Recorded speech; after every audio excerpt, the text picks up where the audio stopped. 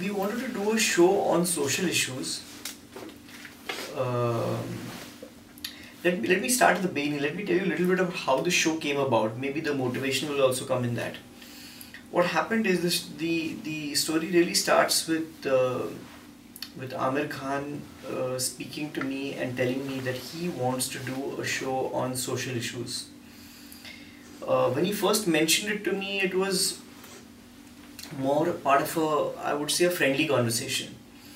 I won't use the word casual, but it was certainly not, there was nothing specific at that point in time, what exactly he wants to do, whether he really wants to do it, in the sense that he wanted to do it, but there are so many things that Amir has on his plate, on his agenda at any given point in time, that it sounded to me completely fantastic, because fantastic as in an impossible dream. Because I knew that a show of that nature would demand so much from Amir that I was not entirely convinced that this show was ever going to happen. So it just remained a conversation, and I forgot about it actually. And then many months later, I got a call from Amir's manager saying that he wanted to meet me, and he set up a meeting. It was supposed to happen on a Sunday morning at 9.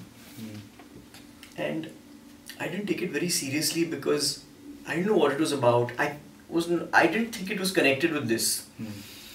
And there was no reminder call. So I actually forgot about it.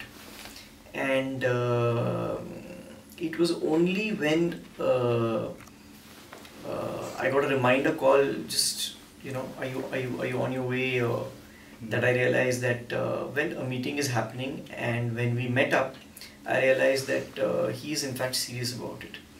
And at that point in time, Amir said that, look, a number of people had been approached him over the years in order to do television, and they had offered him game shows of various kinds, including some of the most popular game shows that we see on television.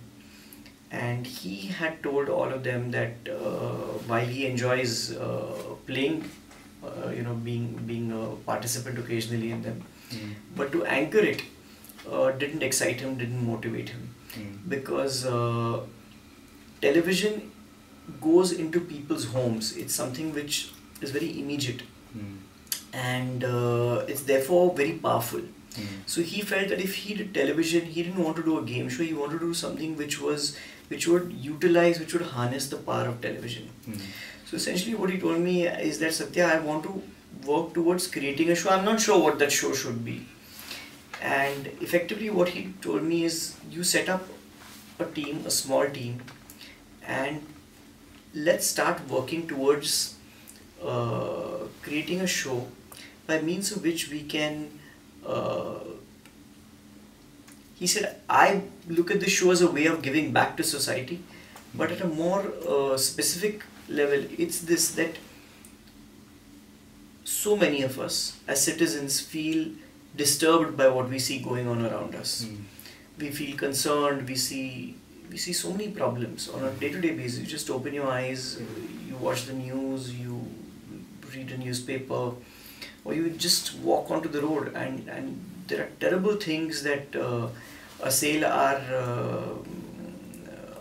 conscience on a very daily basis. And we feel bad, we get disturbed, we sometimes crib about it, we talk to friends. But here was, Amir felt that, look, why don't we try and understand these problems, analyze them, and see if there's some way out of them. Is there some way forward which we can suggest to people? Now, can we put together a show around this kind of organizing thought?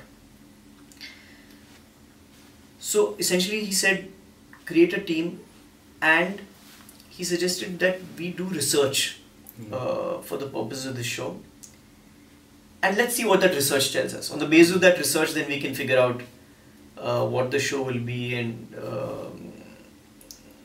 so instead of taking a format, buying a format and then fitting life into it, we went about it the other way around. We essentially tried to see, what is life telling us, what are our experiences telling us, what is our research telling us, what are people telling us, and then figured out what is a structure, what is a way in which we can present it.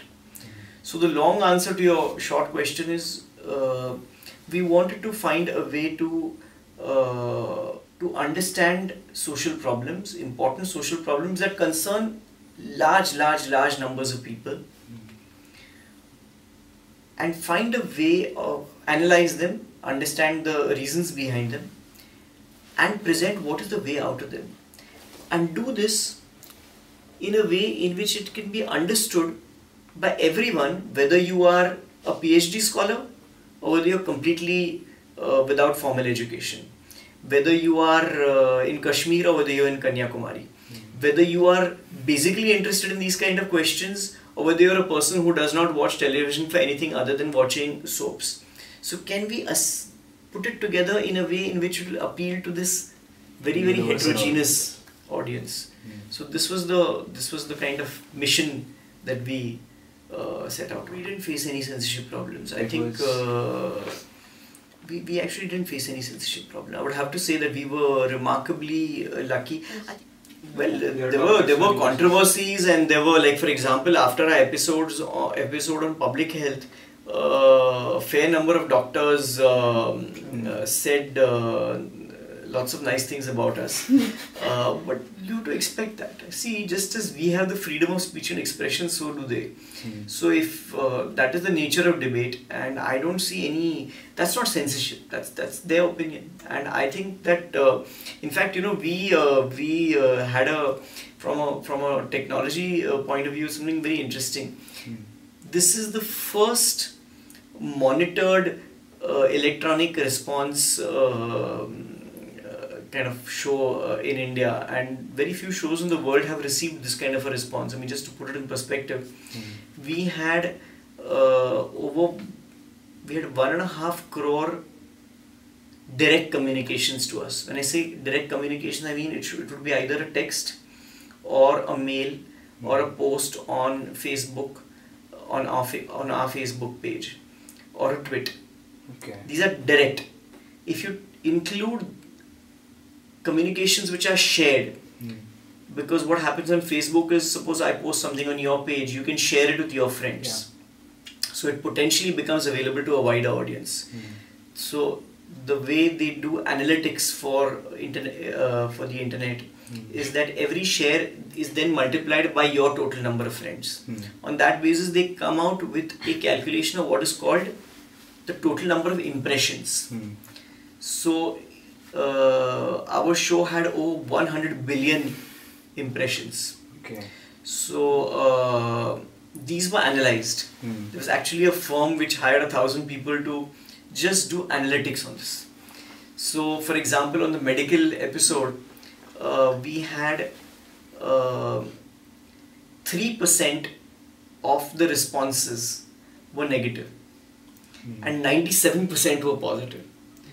So I'm saying to expect a certain amount of negative feedback, if it's not there, I think we should have been worried, because it means that then we are being so goody that nobody is bothered.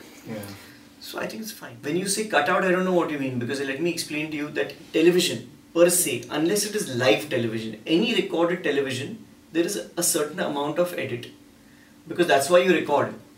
And that's the difference between live and recorded television. So in a live show, for example, if it starts at 10 and ends at 11, there is no scope for editing. But the moment you do recorded television, which this obviously was, then obviously there is going to be a certain amount of edit.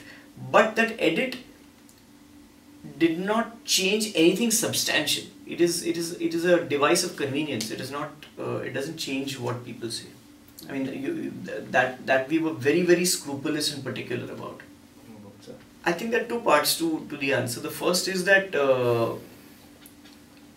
I always say that the real heroes of Satyamev Jayate is not Amir Khan, but is the people who came on the show and shared their stories. Right. I think to come on national television and to speak about how you have been subjected to child sexual abuse, I think is fantastic. I mean, the kind of courage it takes to do that, or the kind of courage it takes for the professor who came on our episode on untouchability to come and speak of what it means to be growing up a Dalit girl in Haryana and to go on to become a PhD, to hold a doctorate. That incredible journey required a great deal of courage. How difficult was it?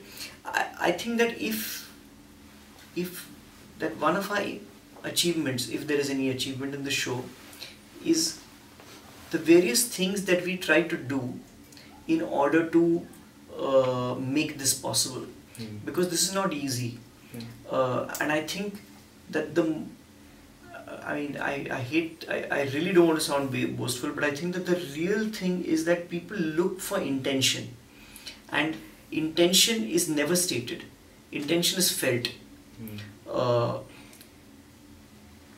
You can tell a person that I have a good intention, but your manner will give it away. I'll just give you a small thing. Far too many media teams in our country believe that they are more important than the person being interviewed. So they go almost like an invading army. They go, the camera team will come, they'll take over that space, they'll start planting their lights, they'll not remove their slippers in the room.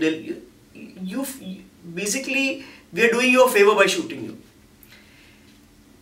We were very clear from day one that they are the heroes, they are important. And this was made from top to bottom. This was followed in with incredible rigor. So it would begin with the way Amir interacted with the guest. He was never the superstar. He was never the hero. He was always and at all times intended to be a sympathetic, interested listener. So I'll give you a small statistic which will tell you something about our approach.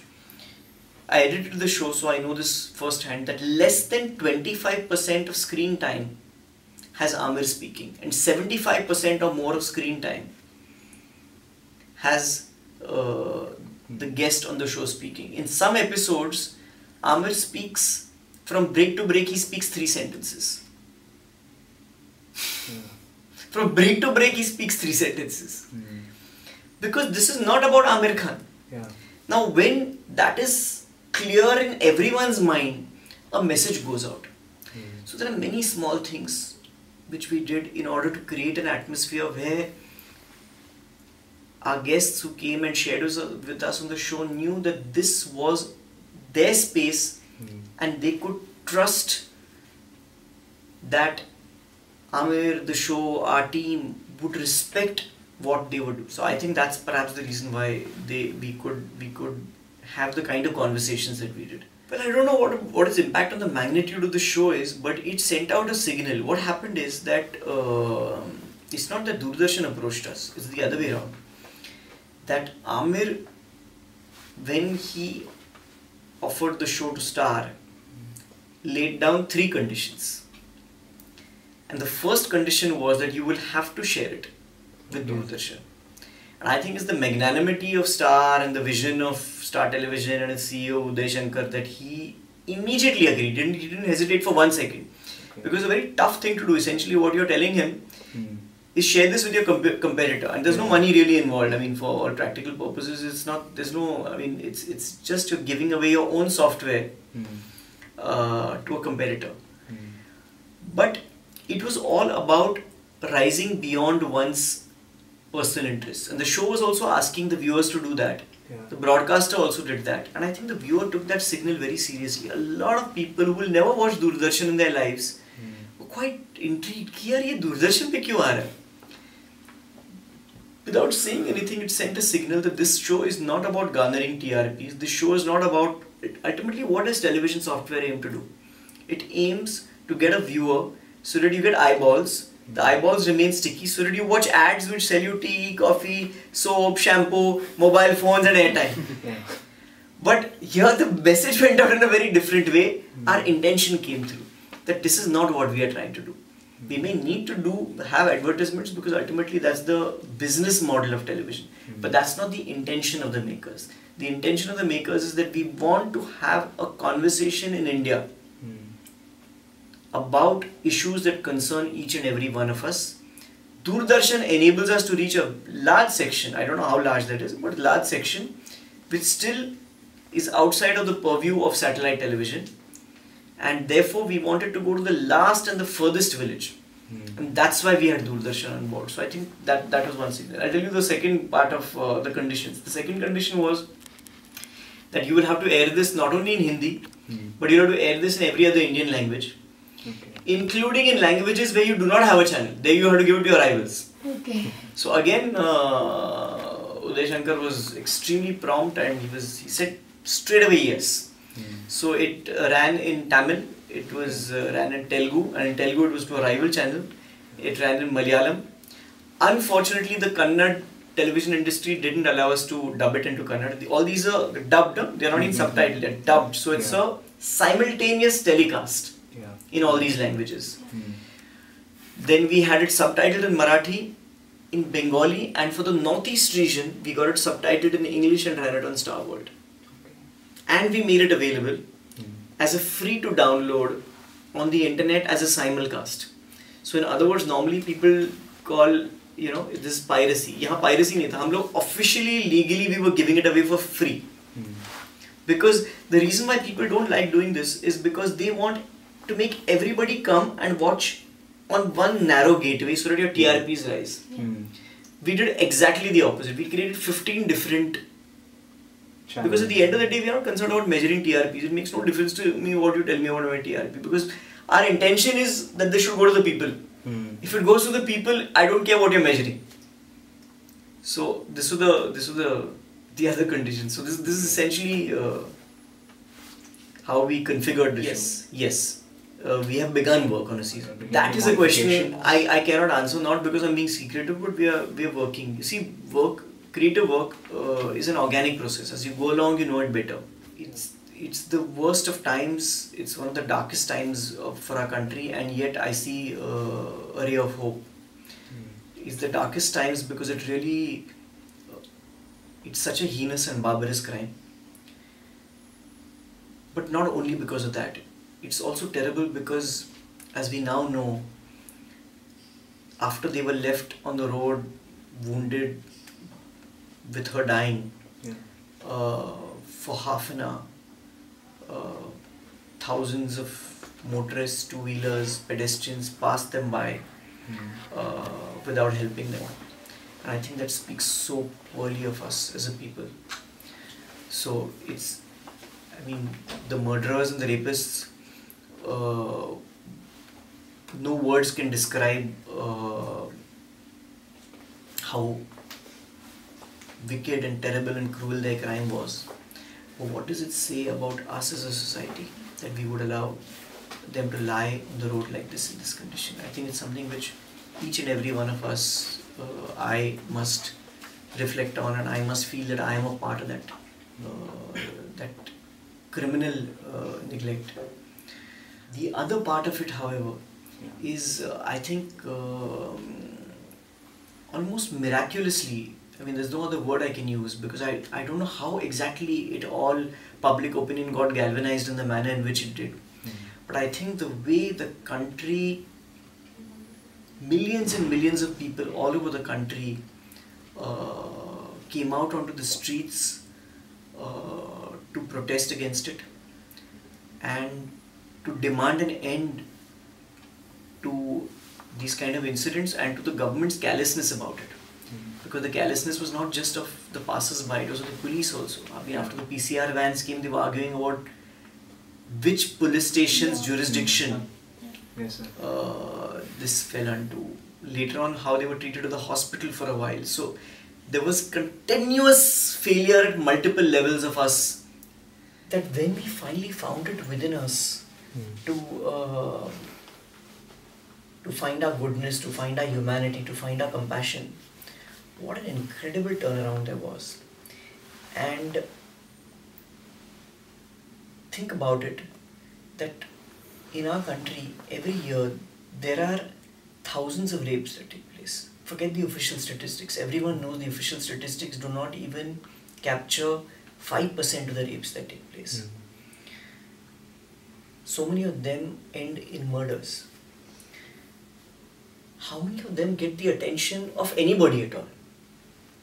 And here we had a situation where the Prime Minister of India was there to receive her body when it was flown back to India, and he was present at the funeral. The Chief Justice of India is talking about speedy administration of justice. Every chief minister has to address this question. I'm not saying that India has got transformed. It has shown the potential that people's power has to transform. Now it is up to us as citizens that we should not stop here, and that we have to keep this up, because abhi to kuch bhi nahi hua. So we have to show that हमने भी अभी तो सिर्फ अंगड़ाई ली है, and that especially the youth, because I think the youth have led the way, have to show that we are not willing to put up with this kind of society any longer. We will not allow this anger, this fire to die down, because the day we will allow it to die down, rest assured nobody else is bothered. We have to fight this fight. We cannot continue with this. So, very dark times, but I think a ray of light and something important has been lit. And really it's up to each and every one of us. I'm not saying only the youth. It's up to the 70-year-olds. It's up to the 100-year-old. If you want to live in this country, it's your duty. It's our duty. Every single one of us. We have to take this fight. Bombay Lawyers, unfortunately, very few people in the world have seen, but I would have to say that I'm very close to it emotionally. I was a lawyer for over 10 years. And as a lawyer, you're very privileged because nobody approaches a lawyer unless he or she is really in distress. So you get to see people share very intimate things. And so Bombay Lawyers actually is a lot about what I have seen. I won't say they are actual real people. I mean, there is a fictional element to it. But the issues are all real. So it was an attempt to bring out serious issues in fiction television. Unfortunately, it aired on NDTV's Hindi news channel, which is about, if you have to select the weakest platform in all the 153 channels on television, it was that. But I would have to say I'm extremely grateful to NDTV for giving me I mean, it was a fantastic opportunity. So hats off to them for having the courage to back me, and it was a great opportunity. But unfortunately, it didn't get the platform which I feel that writing deserved. But I'm very, very close to Bombay Lawyers. Let me put it this way, it was supposed to be a fun film for children which would instill in them also a scientific temperament. So it's about the power of, also it's about, I mean, the one-liner for that film was, you're as strong as you believe you are. So it really doesn't matter whether you're young or old, or you're in difficulty or not in difficulty. If you believe in yourself, if you believe in your strength, you can work miracles. It was a film made in a studio setup, and it was a big film to mount. It had a lot of VFX and so on. And honestly, for me to now talk objectively about Zamaan, it would take another 5 years. Because it's still too recent. I made it and it released in 2011. I'll have to see it 5 years later to give you my real opinion on it.